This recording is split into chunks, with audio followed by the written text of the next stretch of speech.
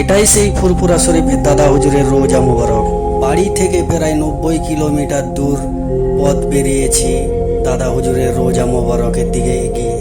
প্রথমে আমাদের চোখে পড়ল পীরজাদা ওমর সিদ্দিকীর মাদ্রাসা, এতিম মাদ্রাসা। এখানে বহু এতিম শিশুরা পড়াশোনা করে, ছোট্ট ছোট্ট মাদ্রাসার ছেলেরা পড়াশোনা করে এখানে। এবারে সেই ঐতিহাসিক ফুরফুরা দরবার শরীফের দিকে আগাবো, যেখানে জামানার মোজাদ্দেদ শুয়ে আছে।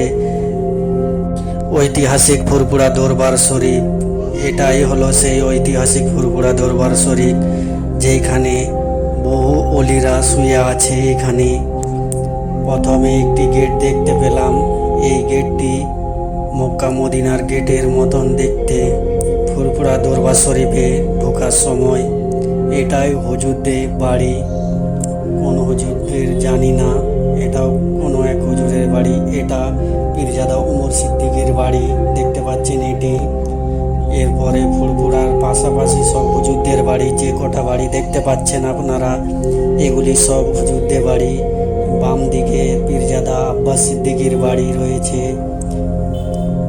এটি আব্বাস সিদ্দিকীর বাড়ি। এর পাশে রয়েছে ইসুফ হুজুরের বাড়ি, ইসমাইল হুজুরের বাড়ি। সামনে যে বাড়িটি দেখতে পাচ্ছেন এটি গুলু হুজুরের বাড়ি।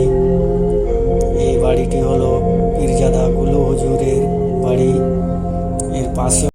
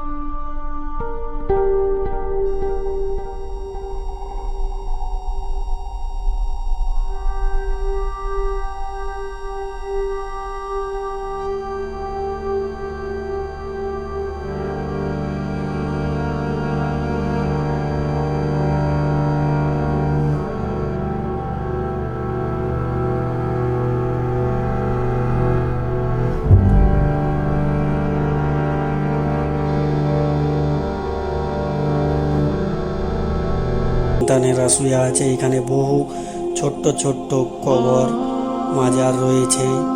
পীরজাদা তোয়া সিদ্দিকীর বাড়ির দিকে আগাচ্ছি। দেখুন, যেন রাজমহলের মতো বাড়ি। এটা পীরজাদা তোয়া সিদ্দিকীর বাড়ি।